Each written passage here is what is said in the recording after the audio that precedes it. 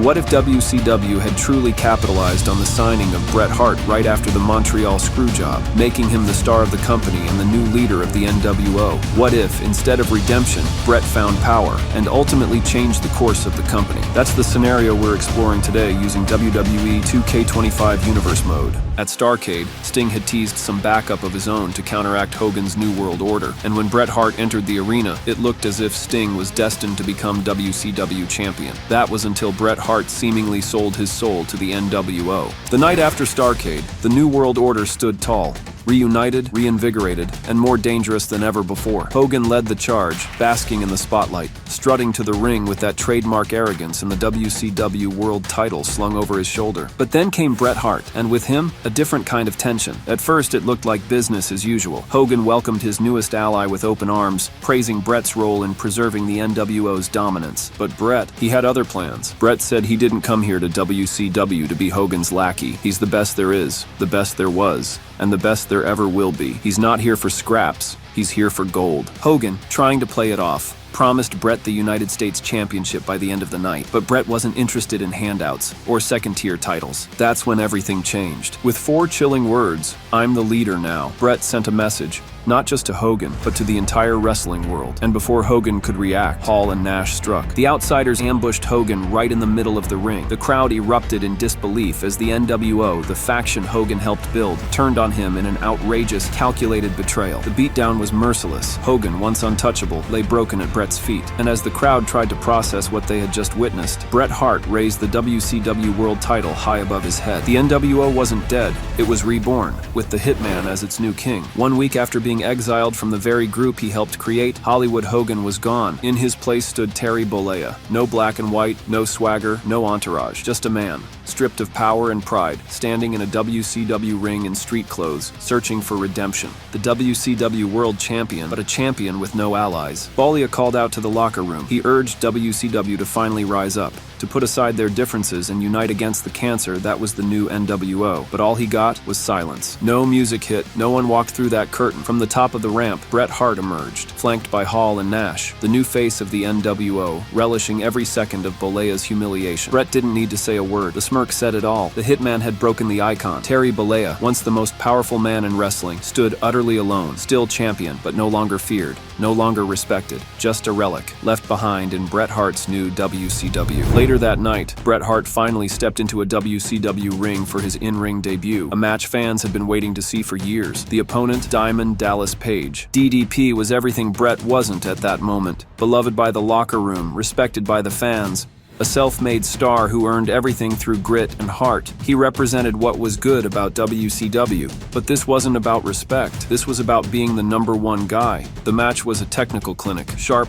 deliberate, physical. Bret hadn't lost a step. He countered, he controlled, and in the end, he locked in the sharpshooter with surgical precision. DDP had no choice but to tap. Bret Hart had made his point. He was still every bit as good as he said he was. But then, he didn't let go. The bell rang. Officials called for the break, but Bret kept the sharpshooter locked in, wrenching DDP's back in front of a stunned audience. This wasn't about proving himself anymore. This was punishment, an obliteration, meant to send a message to the entire roster. Bret Hart wasn't just here to win. He was here to hurt even the nicest of guys. The fans turned on him instantly. The cheers from Starrcade were gone. In their place, boos, real, angry, betrayed boos. The Hitman had arrived in WCW, not as a hero, but as a tyrant. 1 week after being brutalized by Bret Hart, Diamond Dallas Page found himself at a crossroads. He could heal, he could forget, or he could fight. Backstage, Terry Bollea sought him out. The two hadn't spoken in years, different paths, different values, but now they shared a common enemy. Bollea didn't come with his usual garbage. He came with honesty.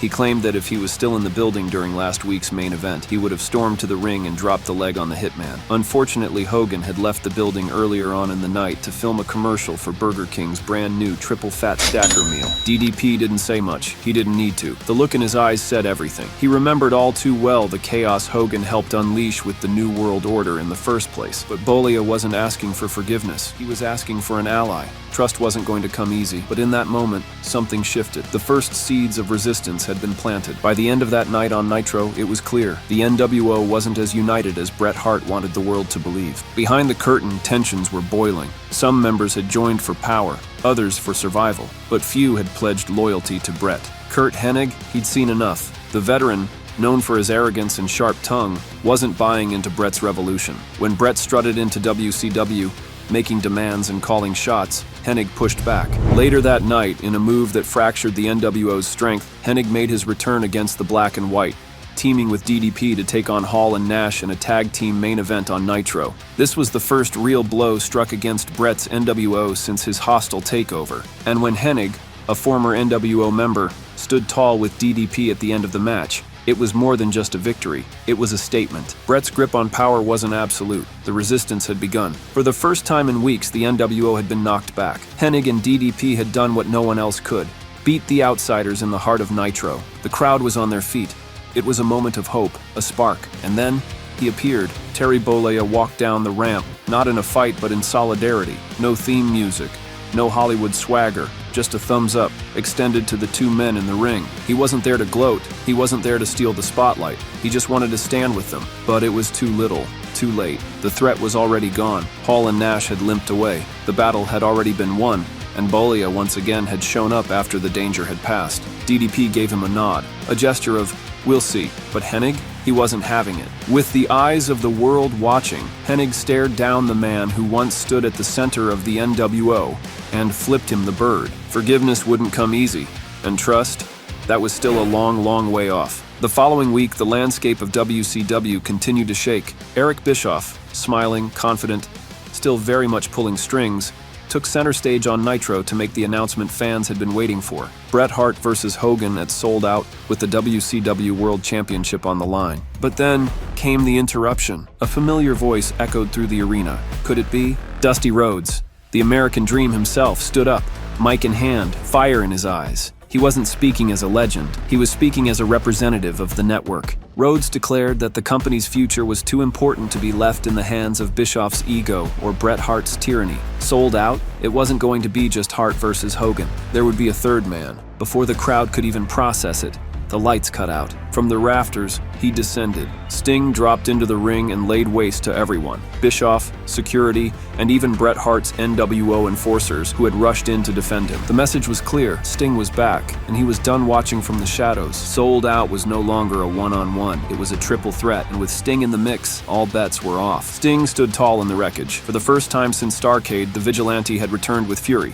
and the WCW faithful were on their feet. The man who had once carried the company on his back had just rewritten the main event of Sold Out. But WCW was never safe, not for long. From the shadows of the wreckage, another ghost returned. Macho Man Randy Savage, gone for months, unseen, unmentioned. And now, a sudden, savage ambush from behind. A clubbing shot to Sting's back sent him crashing to the mat. Savage, still loyal to the NWO, was back, and he wasn't alone. Within seconds, the ring flooded with black and white. And just when it seemed the lights would fade on WCW once again, a new color lit up the arena. The epic riff of Jimi Hendrix blasted through the speakers, and for the first time in years, he wasn't in black and white. Hulk Hogan had returned to the red and yellow. He charged the ring like a man possessed, taking out NWO members left and right. Fists flew, bodies flew.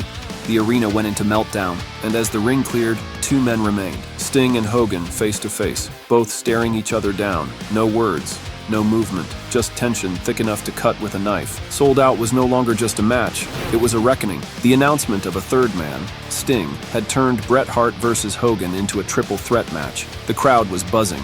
The stakes were sky high, but few realized what that stipulation really meant. No disqualifications, no countouts, and essentially no rules. A match designed for chaos, and a match that certainly favored the numbers.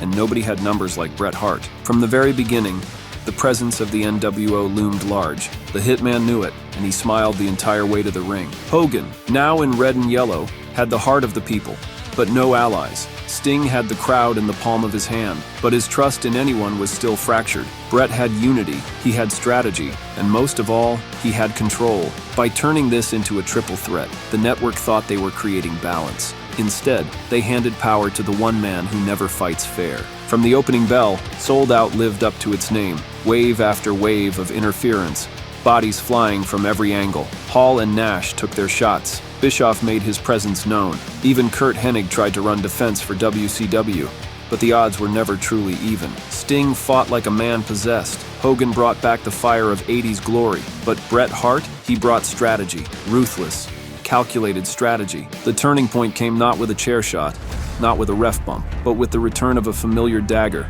Randy Savage. Just when it looked like Hogan had found a second win, hulking up, clearing the ring, even staring down Bret one-on-one, Savage struck. A symbolic flying elbow from the top. The crowd gasped, not shocked by the betrayal, they'd seen it before, but by the finality of it. Bret wasted no time. He locked in the sharpshooter with perfect form, dragging Hogan into the center of the ring. There was nowhere to go, no help coming, and then, the unthinkable, Hogan tapped. The icon of a generation, the man who built an empire, tapping out on one of the biggest stages WCW had to offer. Bret Hart was the new WCW World Heavyweight Champion. As confetti fell and the NWO raised Bret's hand in the middle of the ring, it was clear, sold out didn't mark the end of an era. It marked the beginning of a reign built on betrayal, control, and absolute power.